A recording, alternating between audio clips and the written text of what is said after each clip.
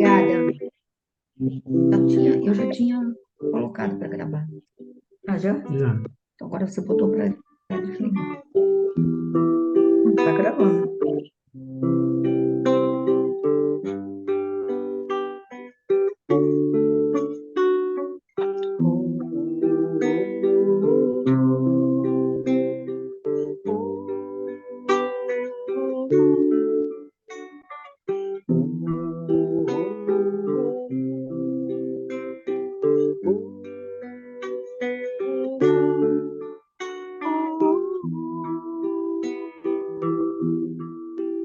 Me pergunto de onde vem esse olhar firme e seguro, quando tudo é desafio, quando tudo é tão escuro. As respostas que eu tenho se encontram neste mundo. A certeza que eu sinto é o meu porto seguro. Eu me cerco, eu vigio, eu me importo, eu procuro, persevero, acredito, eu transformo este mundo. É na força do bem que eu me apego e caminho, no poder que mantém meu coração protegido.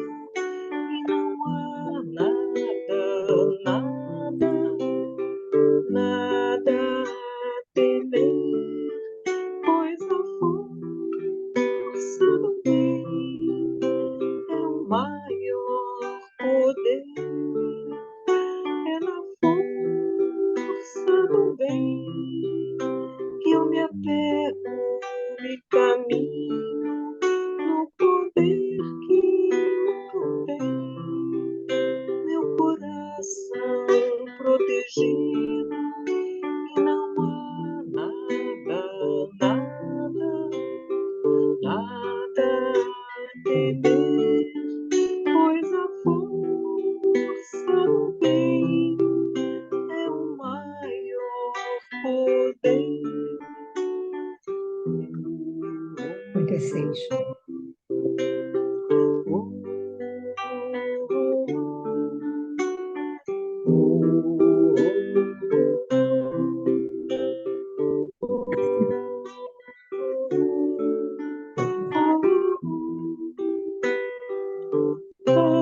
Força vem. Bom, gente, boa tarde a todos. Sejam todos bem-vindos. E aí, eu queria saber se tem algum voluntário para fazer a nossa prece, página de abertura. Quer fazer, André? Eu não tenho paz. Tem. Compreendo.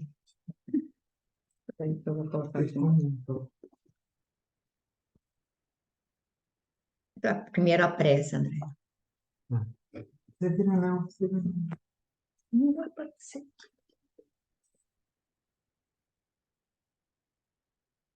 Jesus querido, Maria amada, irmãos queridos, companheiros de trabalho, de estudo. Aqui nos encontramos, Senhor, mais uma tarde reunida em teu nome, iniciando os nossos trabalhos da tarde. Agradecemos, Senhor, desde já a oportunidade por aqui estarmos, de alguma forma, Senhor, trabalhando no propósito.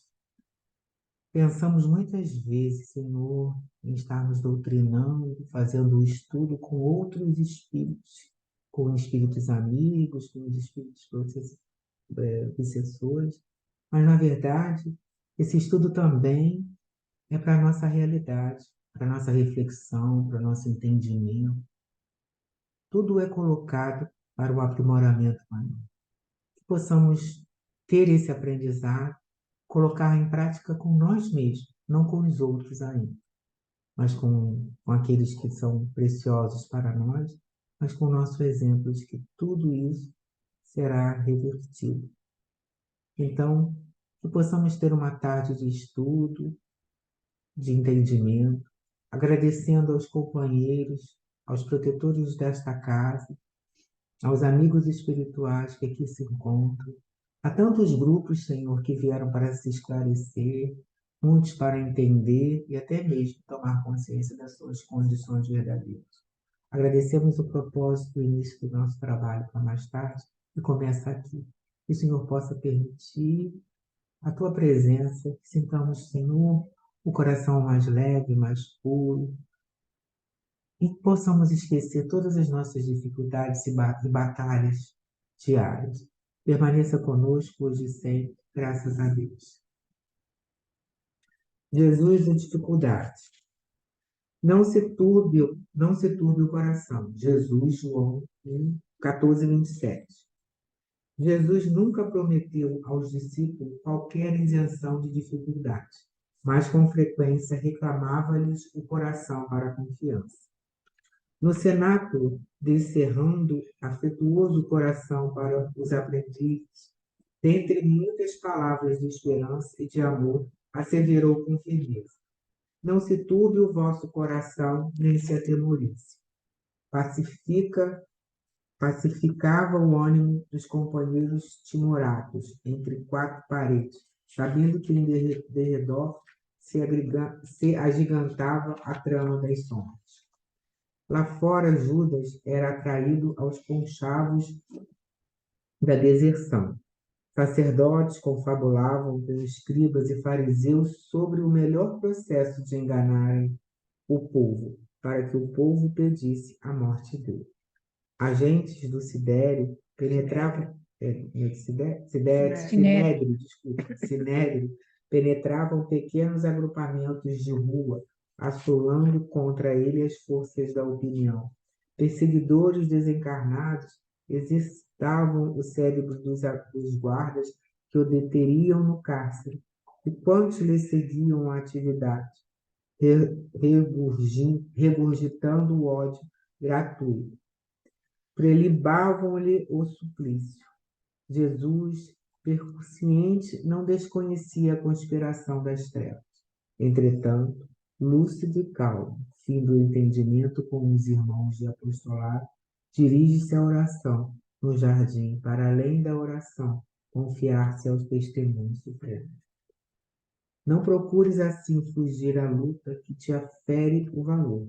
Aceita os desafios da senda como quem se reconhece chamando a batalha pela vitória do bem, com obrigação permanente de extinguir o mal em nós mesmos.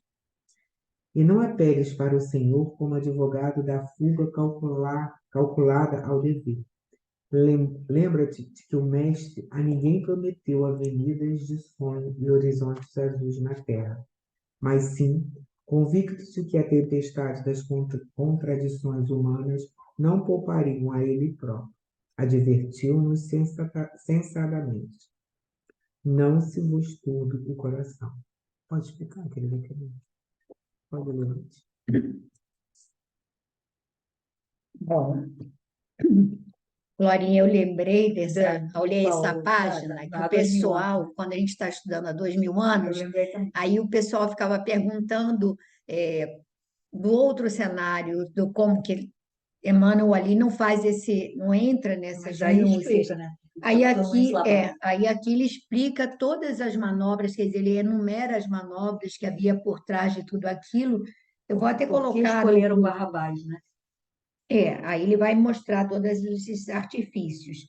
Então, ele deixa claro que, olha, ele sabia de tudo que se tramava, ele sabia das conspirações, ele sabia daqueles que falhariam, e, no entanto, ele se dedica, ele primeiro os consola, tenta colocar a paz nos seus corações, dizendo que não se turbe, não permitissem que o coração se turbasse, ou seja, que eles entrassem num processo de agitação, de inquietação, E aí ele depois vai para a prece no Jardim do Horto, sabendo que dali ele iria começar todo o processo do Calvário e da crucificação, e se entrega. Claro que nós não temos nem a estrutura, nem a grandeza, estamos muito longe, mas ele tenta deixar para nós esse exemplo de que, olha, quantas e quantas vezes nós perdemos uma batalha porque nos inquietamos antes da hora, porque já entramos na batalha derrotados, né? A gente não já começa a ficar com a apreensão, com a preocupação, e aí a gente já se, digamos assim, já se deixa abater, e aí quando, uma vez abatidos no ânimo, é fácil, digamos assim, dos artifícios exteriores, sejam espirituais ou não, nos levarem de roldão, quer dizer, a gente se deixar cair mesmo, né? E aqui ele tenta mostrar que a gente precisa ter esse orar e vigiar sempre muito atento, que se está para poder manter a fé e o bom ânimo, independente do que esteja, de quais sejam as previsões, né? E até porque muitas vezes as previsões não se consolidam, né? São inquietações, aí a gente sofre por antecipação. E Jesus mesmo disse que bastava a cada dia o seu mal. E a gente sofre muito por antecipação, né? Alguém gostaria de colocar mais alguma coisa? Não? Ninguém quer tecer mais nenhum comentário a respeito? E aqui ele diz assim: não procures assim fugir à luta que te afere o valor. Não procures fugir à luta que te afere o valor. Aceite os desafios da senda como quem se reconhece chamado a batalhar pela vitória do bem, com a obrigação permanente de extinguir o mal, não é nos outros, mas em nós mesmos. E não apeles para o Senhor, aqui, essa aqui é também, gente, Emmanuel não deixa barato. Não apeles para o Senhor como advogado da fuga calculada ao dever. Aquela, Senhor, o Senhor compreende, eu sou fraco. Aí a gente faz uma rogativa para justificar a nossa deserção ao dever. Então ele diz: não apeles para o Senhor como advogado da fuga calculada ao dever. Quer dizer, a gente foge e depois a gente conversa com ele para explicar por que que a gente abandonou a tarefa, porque é que aí ele deixa claro, não se busturbe o coração. Aí também aqui ele deixa também, quando ele diz assim, lembra-te de que o mestre a ninguém prometeu avenidas de sonho e horizontes azuis na terra. Olha, avenidas de sonho e horizontes azuis na terra, mas sim, convicto de que a tempestade das contradições humanas não poupariam a ele próprio, advertiu-nos sensatamente. Então, essas contradições humanas, elas vão, se não poupar um mestre, que dirá a nós, né? Que dirá a nós. Bom, alguém mais gostaria de falar alguma coisinha? Não? Então vamos para Gênesis,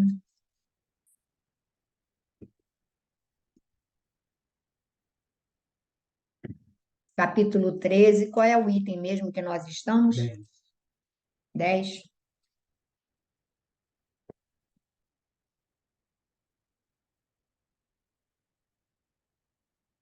Vamos lá, Glória? Vai começar o 10, Pepita? Eu Eu marquei não, 10. eu não, eu, 22 e 6. Eu faltei semana passada. tá, é o 10, vai começar. Tá. Tá bom, então, capítulo 13, que os caracteres dos milagres, ele está falando sobre o espiritismo, né? Não faz milagres, e o item 10 ele vai falar assim: para os que negam a existência do princípio espiritual independente, que negam, por conseguinte, a da alma individual e sobrevivente, a natureza toda está na matéria tangível. Todos os fenômenos que concernem a espiritualidade são, para esses negadores, sobrenaturais e, portanto, quiméricos. Não admitindo a causa, não podem eles admitir os efeitos. E quando estes são patentes, os atribuem à imaginação, à ilusão, à alucinação e se negam a aprofundá-los. Daí a opinião preconcebida em que se acastelam e que os torna inaptos a apreciar judiciosamente o espiritismo, porque parte do princípio de negação de tudo o que não seja material. Então, aqui, o que ele vai dizer, né, é o seguinte: se você não consegue entender, se você não consegue explicar um determinado efeito, né, eu não vou nem pesquisar a causa daquilo, né, uma mesa que está girando, né, aquilo ali é um embuste, é uma fraude, ou então é uma alucinação coletiva, né? Então, para quem já tem uma ideia preconcebida de que tudo que está fora dos fenômenos que a ciência pode explicar, os fenômenos materiais, eles estariam assim condenados a serem chamados de alucinação. Aqui ele fala diversas, né, coisas, né, a imaginação, a ilusão, a alucinação, e simplesmente não vamos aprofundar essa questão, porque é uma coisa que não vai ter fundamento, né, naquilo que se conhece na ciência, né? Então, é o que ele quer dizer, né? Já que você não admitindo a causa, quer dizer, uma inteligência, um princípio espiritual agindo sobre um determinado, né? Aí eles não podem admitir o efeito, não. Isso não pode ser um espírito atuando sobre a matéria, porque é impossível que isso seja. Não existe explicação, né, para esse fenômeno. Eu entendi assim, né? Então, Glorinha, isso daí explica-se, porque muitas vezes eles suspendiam móveis pesados, como uma mesa, né? Então, as mesas antigas eram mesas grandes de madeira, e elas eram totalmente suspensas, e depois elas caíam propositalmente. Aí você diz assim, mas que maldade, você destruir a mesa da pessoa. Mas talvez eles quisessem provar que não era uma ilusão, porque aí as pessoas vão dizer que não, está todo mundo num processo de ilusão coletiva, hipnose coletiva, alguma coisa assim. Aí a mesa caía, se estatalava no chão, quebrava, e aí todo mundo via que, olha, não foi brincadeira, né? Não foi, não era ilusão. O efeito estava ali, né? Exatamente. E ele se propôs justamente a isso, né? Quando ele percebeu que existia um fundamento, algo inteligente se manifestando, ele buscou justamente aprofundar aquele fenômeno, né? E foi aí que ele conseguiu, né, com a ajuda dos espíritos, elaborar, né, a doutrina espírita. Pode passar para o 11? Pode, a não ser que alguém queira falar alguma coisa, mas é que isso aí é mais básico, né? Pode É, sim. 11. Do fato, porém, de o espiritismo admitir os efeitos, que são corolário da existência da alma, não se segue que admita todos os efeitos qualificados de maravilhosos e que se proponha a justificá-los e dar-lhes crédito. Que se faça campeão de todos os devaneios, de todas as utopias, de todas as excentricidades sistemáticas, de todas as lendas miraculosas. Fora preciso conhecê-lo muito pouco para pensar assim. Seus adversários julgam opor-lhe um argumento irreplicável, quando, depois de haverem feito eruditas pesquisas sobre os convulsionários de Saint-Médard, sobre os camisados das Cevenas ou sobre as religiosas de Loudun, chegaram a descobrir fatos patentes de embuste que ninguém contesta. Mas essas histórias serão, porventura, o evangelho do Espiritismo? Já terão seus adeptos negado que o charlatanismo haja explorado em proveito próprio alguns fatos, que a imaginação os tenha criado, que o fanatismo os haja exagerado muitíssimo? Ele é tão solidário com as extravagâncias que se cometam em seu nome, como a ciência o é com os abusos da ignorância e a verdadeira religião com os abusos do fanatismo. Muitos críticos julgam do espiritismo pelos contos de fadas e pelas lendas populares, ficção daqueles contos. O mesmo seria julgar da história pelos romances históricos ou pelas tragédias. Então, ele vai dizer o seguinte: a doutrina, aí querem jogar tudo no mesmo baú, né? Querem colocar toda espécie de excentricidade, né? Aqui ele fala todas as utopias, todas as lendas miraculosas, como se a doutrina fosse isso.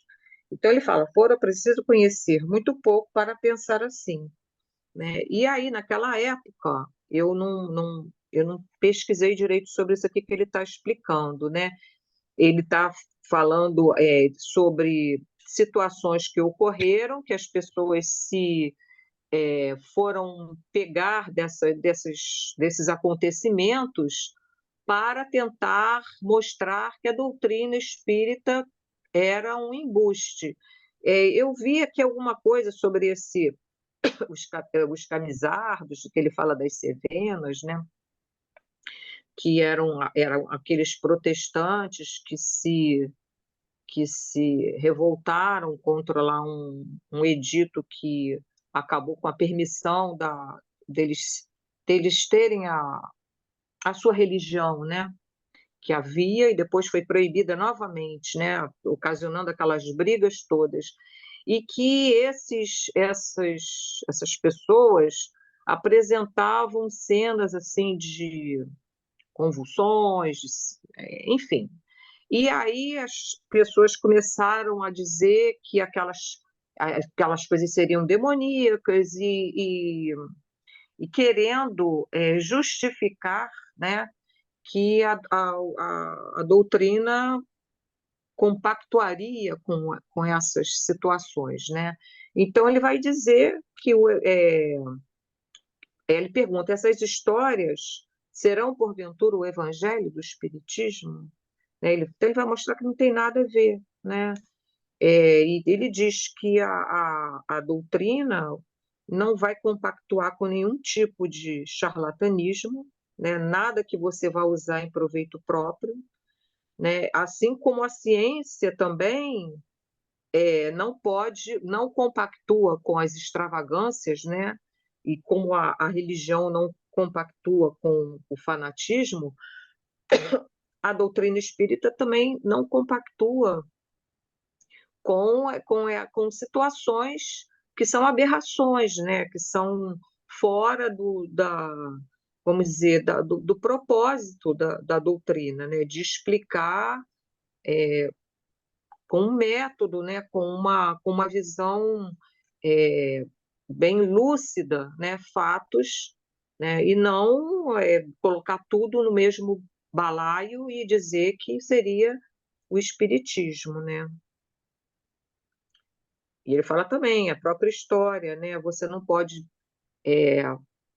falar que a história se utilizando de fatos que estão em romances, quer dizer, em coisas que são ficção, para explicar fatos históricos. Então, existe uma ciência para explicar determinados fatos, né, que não se explicariam dessa forma, né? E eu imagino o quanto ele deve ter sofrido de contestação, de perseguição, enfim, né, com as mais várias desculpas, né, de quem contestava o que ele estava trazendo, né? Verdade. Mas acho que até hoje, se bobear, o pessoal, quando assim fala de espiritismo, existe todo um lendário, né? Se você parar para olhar, as pessoas que não conhecem, tem todo um lendário de crendices que atribuem É. ao espiritismo, E o né? desconhecimento, porque até a gente sabe que quem criou essa terminologia, não é? Espírita, foi Kardec, né? Mas aí se coloca hoje em dia tudo, né, como sendo manifestação espírita, sei lá, ou espiritismo, ou sei lá. E aí, quando na verdade não são, né? Verdade. Alguém gostaria de acrescentar alguma coisa? Norinha colocou, explicou direitinho, mas que alguém gostaria de fazer mais alguma colocação? Não? Então pode prosseguir, Glória. Os fenômenos espíritas são, as mais das vezes, espontâneos e se produzem sem nenhuma ideia preconcebida da parte das pessoas com quem eles se dão, e que, em regra, são as que neles menos pensam. Alguns há que, em certas circunstâncias, podem ser provocados pelos agentes denominados médiums. No primeiro caso, o médium é inconsciente. Peraí. No primeiro caso, o médico é inconsciente do que se produz por seu intermédio. No segundo, age com conhecimento de causa, donde a classificação de médiums conscientes e médiums inconscientes.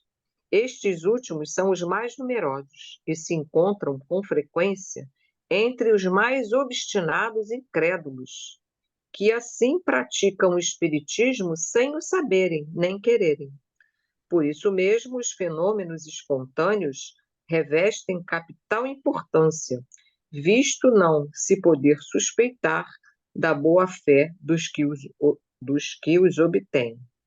Dá-se aqui o que se dá com o sonambulismo, que, em certos indivíduos, é natural e involuntário, enquanto noutros é provocado pela ação magnética. Acho que a gente está até vendo isso um pouco, já viu até, né, no Diversidade dos Carismas, né, quando ele fala, né, exatamente sobre isso, né, que o fenômeno mediúnico, o médium, ele quando age com conhecimento, não é, ele está sabendo que ele está em intercâmbio com o mundo espiritual, né, e o médium inconsciente ele se faz veículo de manifestações espíritas sem saber, né? Só a presença dele em determinados locais desencadeia uma série de fenômenos, e aqui ele fala que ainda estaria entre os mais incrédulos, né? E que por isso mesmo aí não se pode suspeitar da boa-fé, né, daqueles que obtêm esses fenômenos. Eles mesmos eles nem acreditam, nem têm consciência de que são aqueles que provocaram determinados fenômenos, né? E por isso eles às vezes nem ficam meio em dúvida, né, sobre determinados fenômenos, determinadas situações, né? Agora, Glorinha, a gente também usa essa terminologia com um sentido um pouco diferente. A gente usa assim o médium, que é médium, que ele sabe, diz assim, não, fulano é inconsciente, aquele que ele não Não participa, lembra? não lembra de Ah, nada. não Ele lembra. fulano é um médium semiconsciente, ou coisa, quer É, dizer, a gente também aplica agora esses termos para o médium que sabe que é médium, mas que tem a mediunidade, e a gente vai Ela é É, consciente, ele sabe tudo que está se é, processando, aquele que não lembra do que aconteceu e aquele que lembra mais ou menos, né? é. Parcialmente, né? Ainda não tinha nem acabado aqui. Uhum. É, resultem, porém, ou não, esses fenômenos de um ato da vontade. A causa primária é exatamente a mesma, e não se afasta uma linha das leis naturais. Os médiuns, portanto, nada absolutamente produzem de sobrenatural. Por conseguinte, nenhum milagre fazem. As próprias curas instantâneas não são mais milagrosas do que os outros efeitos, dado que resultam da ação de um agente fluídico, que desempenha o papel de agente terapêutico. Suas propriedades não deixam de ser naturais por terem sido ignoradas até agora. É, pois, totalmente impróprio o epíteto de taumaturgos, quer dizer milagreiro, né? Que a crítica ignorante dos princípios do espiritismo há dado a certos médiuns.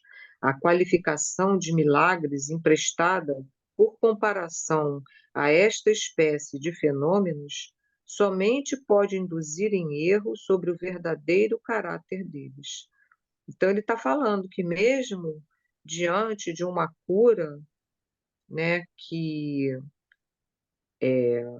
se explica, não é, pela interferência de um agente espiritual, pelos fluidos, né, que são ministrados, né, a uma determinada criatura, né, é, não se pode atribuir ao médium a, é, de curandeiro, né, de milagreiro, de que faz, que opera milagres, porque, na verdade, ele está sendo intermediário, não é, de um outro plano, de espíritos que estão ali atuando e se utilizando de fluidos do magnetismo lógico, do magnetismo do médium também, mas de fluidos terapêuticos, de fluidos, né, de cura, né, utilizando da própria natureza, né, enfim, várias situações, né? Para continuar? 4 minutos.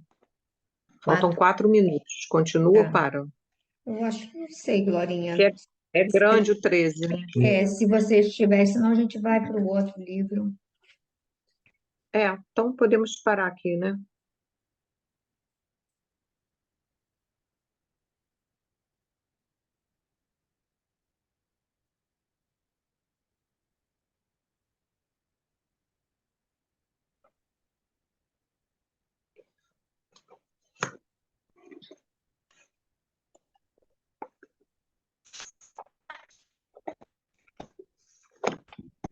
Para começar um outro capítulo no Vamos, capítulo Obreiros? 16. Vamos começar o capítulo 16. Ah, bom.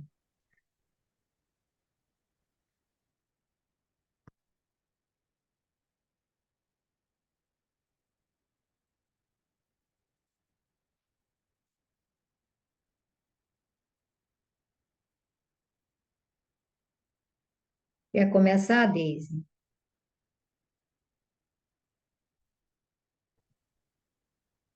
Posso começar. Exemplo cristão.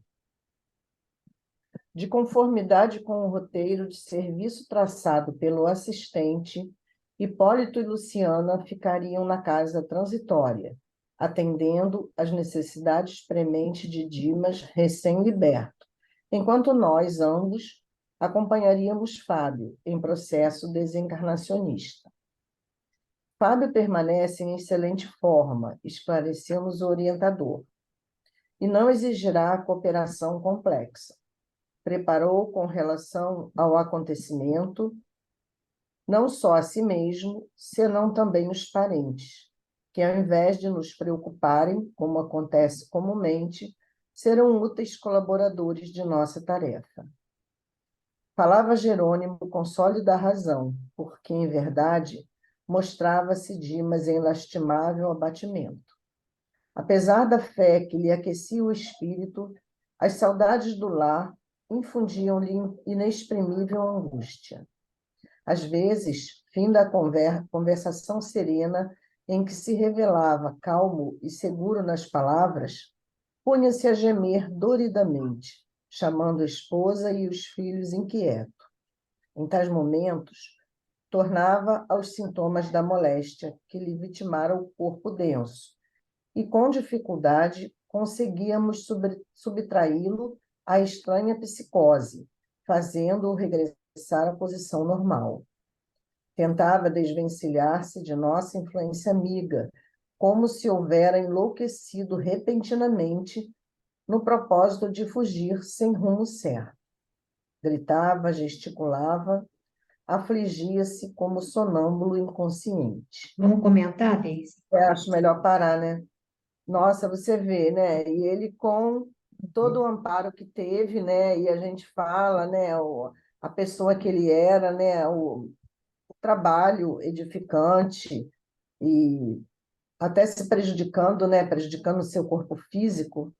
E eu fiquei agora, assim, lendo aqui, caramba, que ele, quer dizer, eles conseguiam na conversa fazer com que ele se equilibrasse um pouco, né? E, de repente, ele entrava num processo de psicose. E aí ele, justamente pelo apego, né? Que ele tinha à família.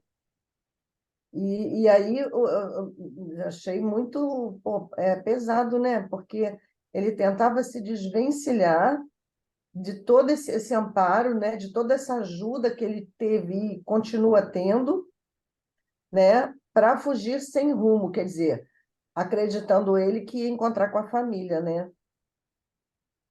Caramba, complicado.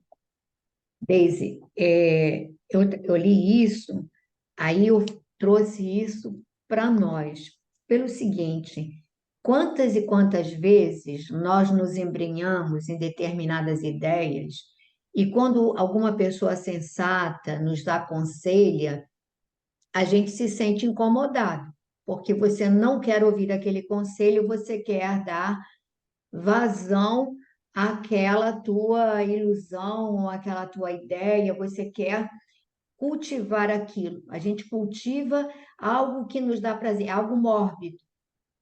A gente viu isso também naquela obra do André Luiz, que aquela irmã se desprende do corpo e ela tinha ciúme do marido, então ela se achava, nossa, ela se torturava. E aí, quando ela saía do corpo, aqueles dois obsessores que já vinham abraçá-la e diziam: Ah, minha irmã, a senhora sofre tanto, ah, ainda bem que vocês sabem. Os protetores se aproximavam e ela fugia, porque ela, naquele momento, ela queria ficar ao lado daqueles que davam, digamos assim, alimentavam aqueles pensamentos que ela tinha de ciúme doentio, de sentimento de sofredora. Então, é um sofrimento voluntário e desnecessário. Aquele sofrimento que a gente diz assim, não, o sofrimento lapida a alma. Esse não lapida, né? Esse é um sofrimento voluntário, desnecessário, não acrescenta. Quer dizer, a única coisa que vai acrescentar é que você vai apanhar tanto que lá na frente você vai acordar e vai perceber que você perdeu um tempo enorme. Então, repara, ele tem consciência. Repara que no final do capítulo, quando o André conversa com ele, como ele se sente, ele diz que naquelas poucas horas, enquanto ele estava se deslocando do cemitério para o plano espiritual, o que que ele diz? Que ele já havia percebido que ele se sentia bem, mais livre, mais equilibrado, mas que na hora que ele pensava no lar, na esposa, nos filhos, ele voltava a se sentir a sufocação, todos os sintomas da doença. Então ele percebia, ele já havia constatado que a insistência em querer retomar o lar ou aquela coisa de ter a esposa, os filhos perto, o levava de volta aos sintomas da enfermidade. Então, conscientemente, ele já tinha, por experiência própria, percebido o que isso acarretava. Mesmo assim, ele não resiste. Aí, esse capítulo todo, ele vai falar que a gente diz assim, nossa, fulano é dedicadíssimo para a família. Mas será que é uma dedicação asfixiante ou será que é alguma coisa construtiva? Porque ele vai deixar claro aqui, o André Luiz chega a falar em excesso de apego e de dedicação, dedicação excessiva à família. Então, é aquela coisa de estar tudo sob o teu controle, de você estar ali agarrado, apegado, extremamente pernicioso. E aí a gente vai achar que a pessoa é devotada. E por isso que a gente precisa colocar algumas coisas. É muito difícil essa linha, porque, por exemplo, cansam das pessoas na família, então, depois que a gente tem as lives, os dias, compromisso disso, daquilo. Gente, sou colocada como uma pessoa assim que a família ficou em segundo lugar, a família hoje eu ouvi algumas colocações do meu marido que você só liga para isso, que ele falou mais bobagem, e aí você vê que é aquela coisa assim, e no entanto, acho que nos pontos que são cruciais eu estou ali, né? Agora, tem que perceber e destacar que você tem outros compromissos e que eu acho que muita coisa, muitas benesses que a espiritualidade nos oferece em função do trabalho. Mas eu acho que a gente vai continuar lendo e a gente vai perceber, aí ele vai falar o seguinte, ó, apesar da fé que ele aquecia o espírito, as saudades do lar infundiam-lhe inexprimível angústia. Então, ele tinha fé, mas ele tinha um apego, ele não, naquele momento ele não se rendia, não, no fundo, há uma certa inconformação, porque você queria continuar lá. Aí ele vai ver que mal eles começavam, eles estavam conversando entre eles lá, os espíritos mais elevados, etc. e tal, ele estava sereno. Repentinamente, ele tinha uma espécie de crise de loucura. Porque, como ele tinha essa coisa do apego, o pessoal em casa pensava nele, se estabelecia essa simbiose, ele captava o desequilíbrio deles e ele entrava também no processo de desequilíbrio. Isso estando numa região amparado por espíritos protetores ao seu lado, por espíritos nobres, esclarecido, mas ele não conseguia disciplinar o coração. Olha como é que é difícil, gente. Olha como é que a gente precisa estar atento. E aí, às vezes, a gente fica aquela coisa assim de que fala, Glorinha. Não, é muito difícil. Né, a gente fica pensando, né, se colocando no lugar e assim é algo a ser pensado mesmo, né? Porque além da gente se trabalhar, a gente aprender a trabalhar o outro. É difícil também, né? Sim. É difícil. Aí ele vai dizer que em tais momentos, ele voltava ao processo da doença. Então, veja bem, ele não tinha necessidade alguma de sentir nada daquela doença. Ele saiu sem as marcas da doença. Ele não precisava continuar. Mas, na hora que ele entrava em colapso por causa desse apego à família, ele voltava ao sintoma da doença. Então, olha que complicado. Você tem uma visão espiritual, digamos que nós sejamos médios. Aí tem a visão espiritual da pessoa, ele está muito bem. Dali a pouco, uma outra pessoa vê, mas ele está muito mal, está precisando continuar o tratamento da doença. Às vezes não tem tratamento nenhum da doença. Tem esse processo da pessoa que entra em perturbação extrema por causa da situação do desequilíbrio da família. e dela mesmo, né? Mas acho bem difícil. Aí ele vai. Aí tem esse Fábio, né, que ele se preparou e Mas a preparou gente não vai familiar, chegar né? lá, vai chegar lá. Aí ele, Mas já leu. ele vai, não, vai ler agora. Já li. Não, já foi Vai, comentado. mas a gente vai. Aí ele vai dizer que nesses processos ele chama de psicose, que eles têm muito trabalho para conseguir subtraí-lo a essa estranha psicose, né? E aí ele tem, nesse momento, ele foge, ó, nesse momento, ele tentava desvencilhar-se de nossa influência amiga, ou seja, a influência amiga o incomodava, porque no fundo o que ele queria era poder voltar correndo para a esposa e para os filhos. Então ele não consegue ter esse controle. Aí ele tenta desvencilhar-se de nossa influência amiga, como se houver enlouquecido repentinamente, no propósito de fugir sem rumo certo. E aí ele vai dizer, gritava, gesticulava, afligia-se como sonâmbulo inconsciente. Aí você vai ver, é um sofrimento totalmente desnecessário. Totalmente desnecessário. E aqui no final do outro capítulo, quando ele diz que quando ele se conformava com, ele fala assim, ao É, conformar-me com os superiores desígnios, sinto-me logo mais leve e reconfortado, né? A gente aceitar, né? é, Aceitar os desígnios, né? Divinos. É difícil, né? verdade. Porque a gente vai ver que no André Luiz, você vê que ele passa o livro inteiro falando da saudade da esposa, da saudade dos filhos, da vontade de ter notícias, mas ele entende que se as pessoas se recusavam a falar sobre isso, é porque devia ter um motivo. E aí ele calava e aguardava. Mas ele passa, digamos assim, todo o livro falando dessa vira e volta, vinha aquela saudade, vinha aquela vontade de querer saber notícia, aquela vontade de poder ir até lá, mas ele se aquietava, entendendo que se eles se recusavam a falar, é porque não convinha para ele naquele momento saber. Aí você vê a diferença de comportamento, e é por isso que ele dá aquela acelerada digamos assim, no equilíbrio dele, na ascensão dele, né? Dá uma boa acelerada. Quem gostaria de continuar?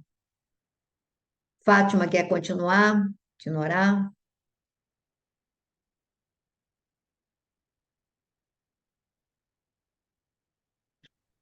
Sobre esse que está escutando? Não. Tá, Tamo.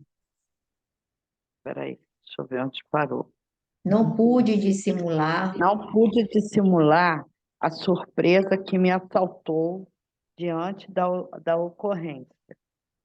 Se estivéssemos tratando com criatura alheia aos serviços da espiritualidade superior, compreensível seria o quadro que se desenrolava aos nossos olhos.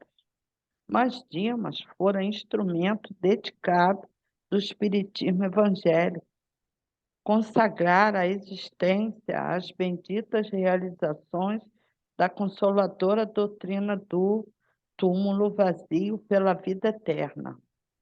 De antemão, sabia na esfera carnal que seria submetido às lições da morte e que não lhe faltariam ricas possibilidades de continuar junto da parentela, já dele separada, aparentemente, segundo o simples ponto de vista material.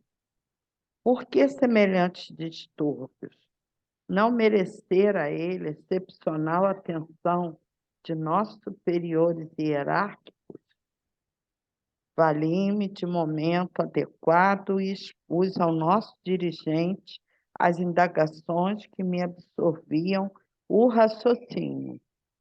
Sem qualquer nota admirativa, Jerônimo respondeu-me bem-humorado.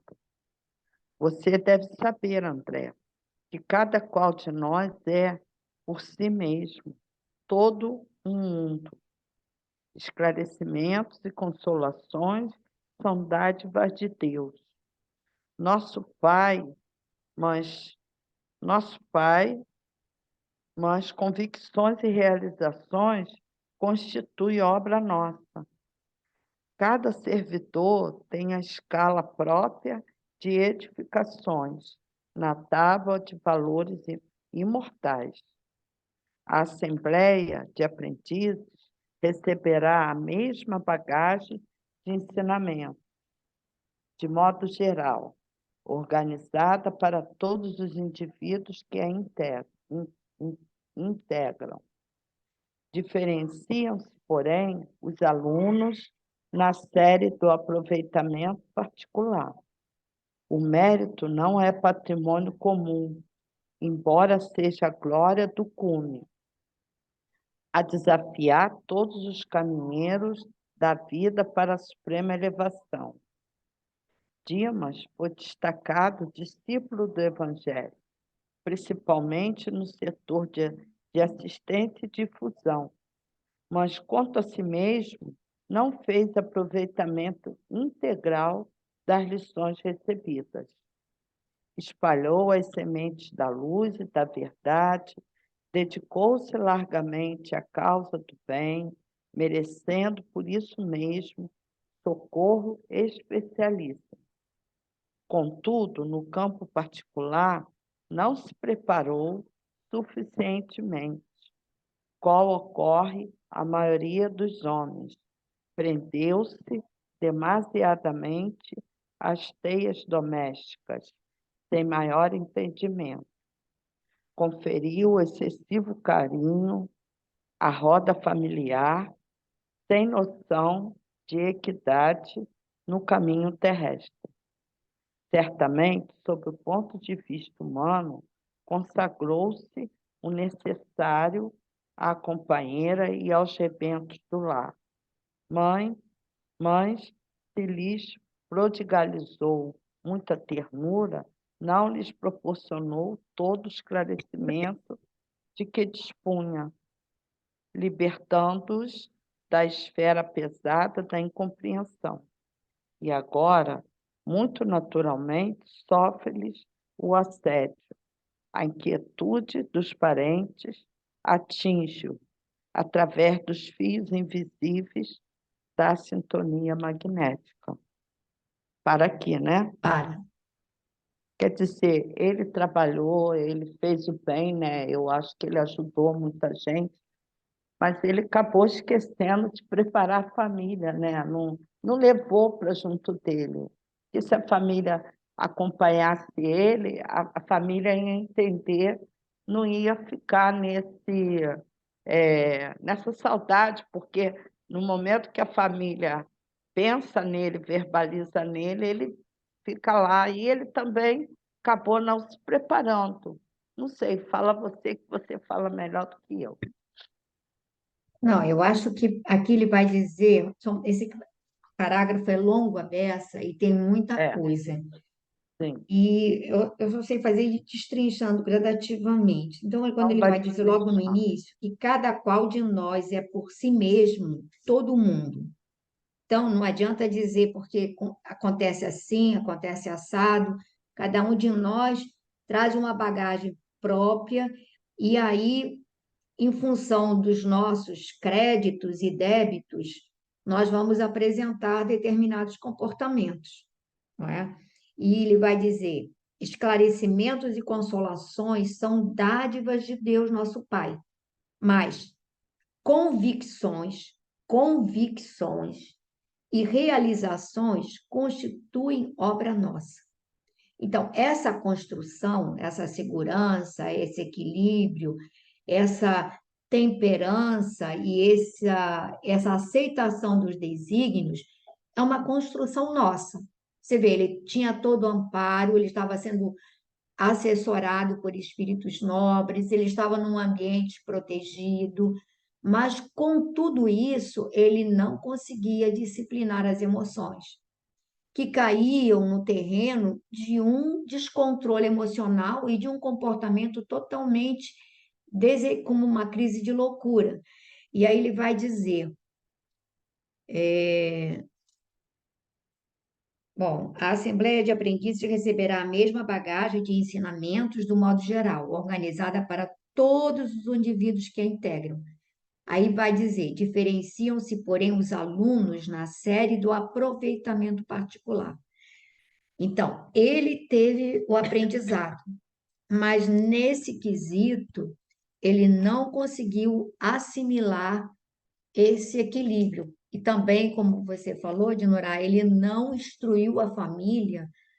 Pode ser que a família fosse refratária, mas ele poderia, digamos assim, adestrá-los com os conceitos e falando para que eles tivessem um mínimo de conformação, porque aí automaticamente o desequilíbrio de todos reflete agora sobre ele. Ele tem que pagar isso, né?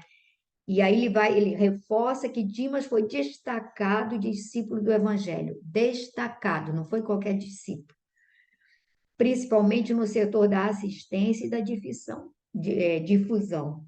Mas aí vocês já falaram que ele não soube aplicar essas lições a ele mesmo, né? E espalhou as sementes da luz e da verdade, dedicou-se largamente à causa do bem. Então, por isso, ele mereceu todo um socorro muito especial. Porém, no campo particular, ele vai falar novamente, não se preparou suficientemente. E aí ele vai dizer: prendeu-se, eu acho que a gente tem que guardar essas frases. Prendeu-se demasiadamente às teias domésticas. A gente nunca acha que está preso demasiadamente às teias domésticas. Prendeu-se demasiadamente às teias domésticas sem maior entendimento. Aí, mais uma vez, conferiu excessivo carinho à roda familiar sem noção de equidade. Gente, aonde nós vamos dizer que alguém conferiu excessivo carinho à roda familiar? A gente vai dizer que ele é ótimo, né? A pessoa que está de fora às vezes percebe que a gente está apegado demais, que estamos assim extremamente, né, assim envolvidos demais. E quando isso acontece, a gente estraga, que aí a gente cerca de proteção e impede o crescimento do pássaro que está criando plumagem, né? Mas é um problema nosso, né? Então, aí ele vai dizer, conferir o excessivo carinho à roda familiar, eu acho que a gente tem que refletir sobre isso, mas não lhe prodigalizou muita, mas se lhe prodigalizou muita ternura, não lhes proporcionou todo o esclarecimento de que dispunha, libertando-os da esfera pesada de incompreensão. E agora ele está pagando o preço dessa disfunção afetiva, né? Se é que a gente pode falar de disfunção, mas eu diria num direcionamento não muito equilibrado da afetividade familiar, né? E aí, hoje, ele sofre profundamente por causa disso, né, André? Alguma colocação? É isso aí mesmo, a gente não. Preparação, não é porque aprende, né? Mas o sentimento e é que a gente faz, justamente a gente se apega, né? É, A gente não se prepara, a gente não consegue se desfazer de uma roupa é. que a gente ama, você imagina. A Andrea está dizendo que a gente não consegue se desfazer, às vezes, de uma roupa que a gente gosta, que dirá De uma família inteira. de uma família, do filho, do neto. Acho que neto é pior do que filho, hein? É muito difícil. Né, Glorinha? Minha experiência foi bem difícil. É isso mesmo, eu me coloco totalmente aí na pele, na pele do Dimas. Eu preciso trabalhar algumas questões, mas a gente vai tentando Não precisa ser o aproveitar Dimas, né? a Eu acho lição, né? E como aqui ele fala que cada universo, mundo interior é um universo, né? Esses quebra-cabeça aí é complicado, né? Mas a gente tem que vestir a carapuça em determinadas situações, né? Mas é, mas é Eu estou isso aqui aí. pensando, eu estou aqui pensando das pessoas, estou achando graça, das pessoas que dizem assim, não, porque eu me conheço. Gente, a gente não tem noção de quem somos. Eu acho que a gente não tem noção, porque a gente só vai ter noção do que a gente, na hora que você passar pela situação e perceber como você vai reagir. Mas em sã consciência, eu acho que a gente não tem nem ideia. Então, todo esforço que a gente possa fazer para disciplinar a nossa vontade agora, é um exercício para depois a gente aceitar com mais, né, com mais boa vontade, com mais É verdade. ponderação, né? A gente pensa que se conhece, não precisa nem desencarnar, é só aparecer uma situação que você é pego de surpresa, você às vezes tem atitude que você na sua cabeça você não tomaria, né? É Pois é. mesmo.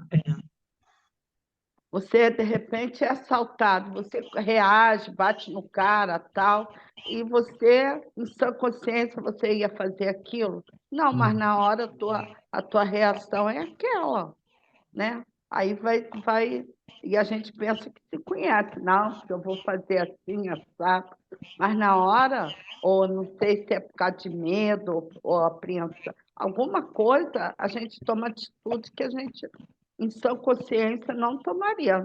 Juraria de pé junto que eu nunca ia fazer aquilo. Então, imagina num desencarne, né? É.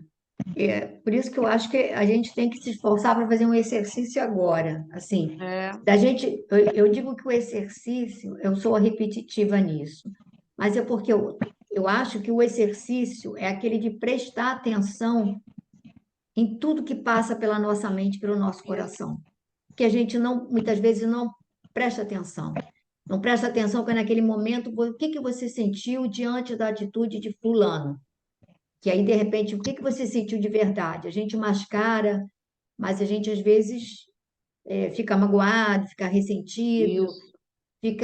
o orgulho ficou afetado, né? Pinta ciúme ou pinta isso. A gente nunca diz, não sou ciumenta, não tenho inveja, não tenho isso, não tenho aquilo, mas começa a prestar atenção nas pequenas atitudes. Aí a gente começa a se assustar. Como é que eu posso estar sentindo isso? O que que eu estou sentindo de fato? Né? Eu acho que isso aí é fundamental para a gente Eu acho que a gente sentir, né? A gente eu acho que ainda é parte da nossa inferioridade, né? Todos nós ainda temos, né? Eu acho que o problema é que a gente não consegue, às vezes, é perceber quando a coisa é persistente, né? Né? Você sentir um ciúme em determinado momento, você falar, sentir inveja de determinada situação, ou você, né, ver que você tem, de repente, um apego excessivo a alguém, mas o problema é você, né, permitir que aquilo faça parte, né, tenha uma constante na tua vida, né? Não é permitir, é você perceber, né? Aí eu acho que é problemático. Agora, realmente, eu acho que a gente não tem esse negócio de falar, não sinto isso, não sinto aquilo. A gente até se esforça para, né? Mas faz parte, né? Agora, essa questão dessa situação dele, ele não conseguia conciliar a vontade que ele e o trabalho que ele exercia na doutrina com né? Por isso que às vezes a gente vê que não estou dando desculpa não, mas eu acho que no fundo ainda é um pouco de desculpa, esses missionários aí já bem cônscios, né, da sua missão, eles raramente constituem família, né? Porque a família deles já é a família universal, né? Então não tem muito essa coisa, né, de ficar dividido entre a família né, e a sua missão, sei lá. Mas isso aí é importante, né? A gente. Bom, então a gente tem 2 minutinhos, mas só que os parágrafos aqui são grandes, Sorriu, né? Benévolo continuou. Aí eu não sei se dá para. Esse daqui é pequenininho. O quê? Sorriu, Benévolo e É. continuou? Só isso.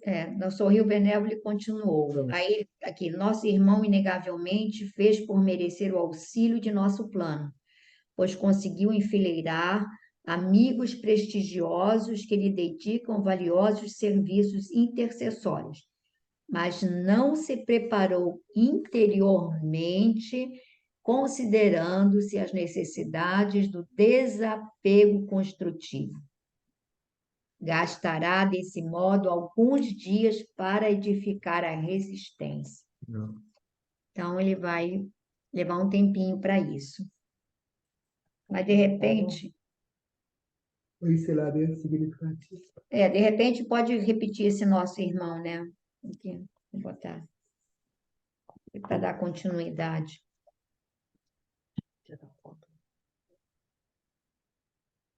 Vou deixar no sorriso, Daniel.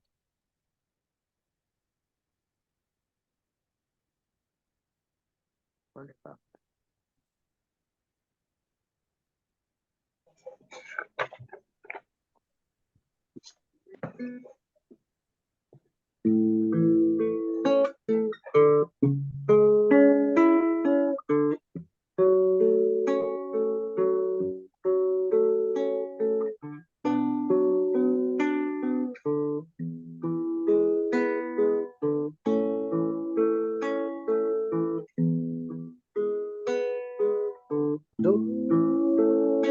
Doce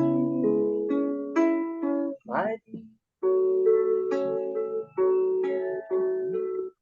suave de luz, vem ouvir nossa prece, perfumar nossa messe, Isso aqui eu acho que era no dólar. de Jesus,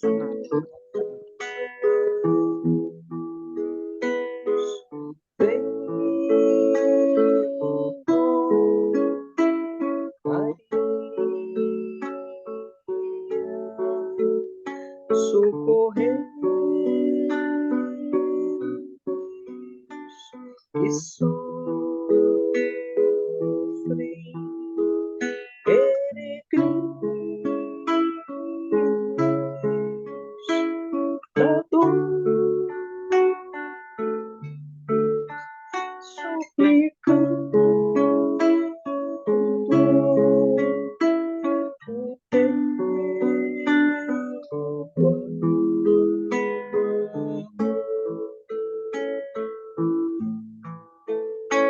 o teu doce Maria,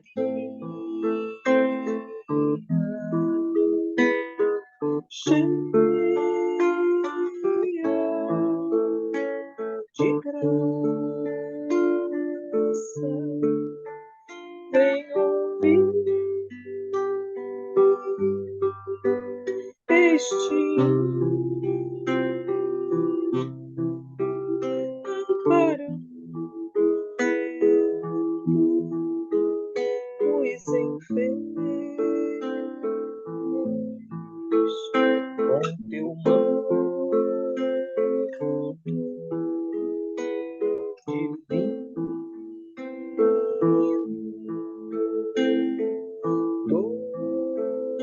doce Maria,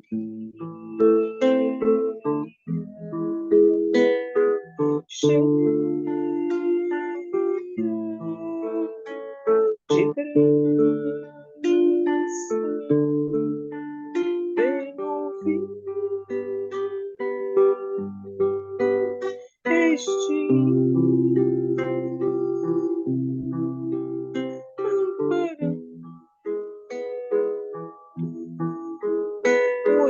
fez com teu manto divino.